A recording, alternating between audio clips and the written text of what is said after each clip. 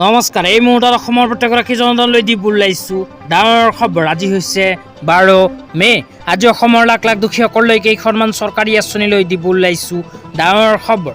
তো যিসকল মানুহে ভিডিঅ'টোত ক্লিক কৰিছে অনুগ্ৰহ কৰি ভিডিঅ'টো স্কিপ নকৰি প্ৰথমৰ পৰা শেষলৈ চাই থাকিব, কিয়নো এইটো ভিডিঅ'ৰ মাজত মহিলাসকললৈ কেইখনমান গুৰুত্বপূৰ্ণ খবৰ প্ৰদান কৰিম।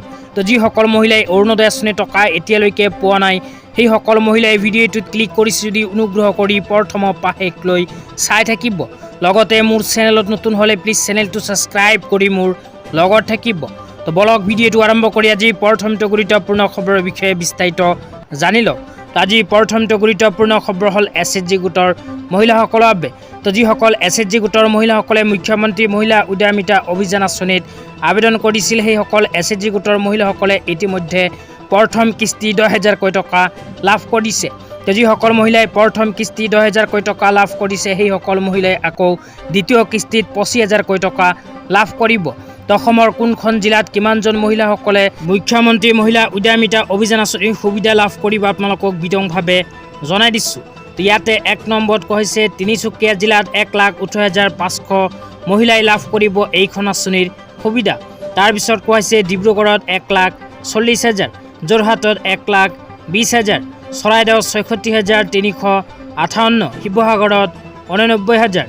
তাৰপিছত কোৱা হৈছে মাজুলীত 33,426, লখিমপুৰত 1,63,585, ধেমাজিত 1,11,722, কাছাৰত 1,45,000।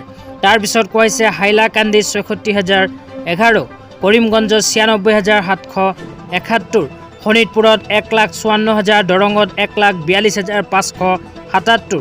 তাৰপিছত কোৱা হৈছে গোলাঘাটত 1,57,435, বিশ্বনাথত 1,19,000, হোজাইত 98,581, কামৰূপত 2,32,077, কামৰূপ মেট্ৰত 33,042, নলবাৰীত 1,16,843। তাৰপিছত কোৱা হৈছে মৰিগাঁৱত 1,10,033, গোৱালপাৰাত 1,38,560, বজালীত 47,368, ধুবুৰীত 2,15,566, বঙাইগাঁৱত 1,08,500। তাৰপিছত কোৱা হৈছে চাউথ চালমাৰাত 67,353, চিৰাঙত 63,737, কোকৰাঝাৰত 1,27,596, ওদালগুৰিত 1,37,806, বাক্সাত 1,63,339। অসমত সৰ্বমুঠ 39,42,663 গৰাকী আত্মসহায়ক গোটৰ মহিলা আছে। তো এতিয়া আপোনালোকক দি বুলাইছোঁ আজি দ্বিতীয়টো খুবেই গুৰুত্বপূৰ্ণ খবৰ।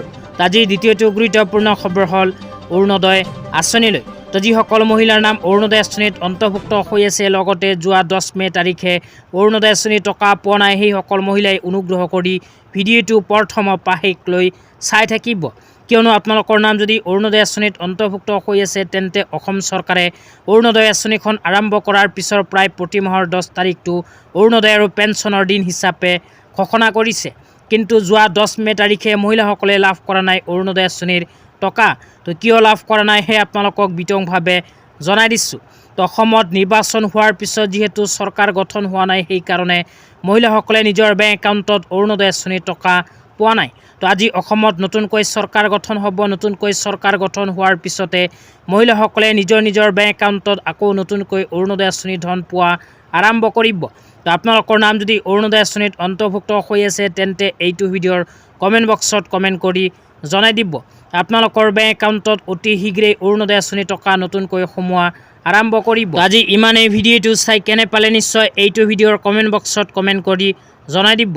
লগতে মোৰ চেনেলত নতুন হ'লে প্লিজ চেনেলটো ছাবস্ক্ৰাইব কৰি মোৰ লগত থাকিব, এনেকুৱা নতুন নতুন ভিডিঅ' সকলোতকৈ আগত পাবলৈ।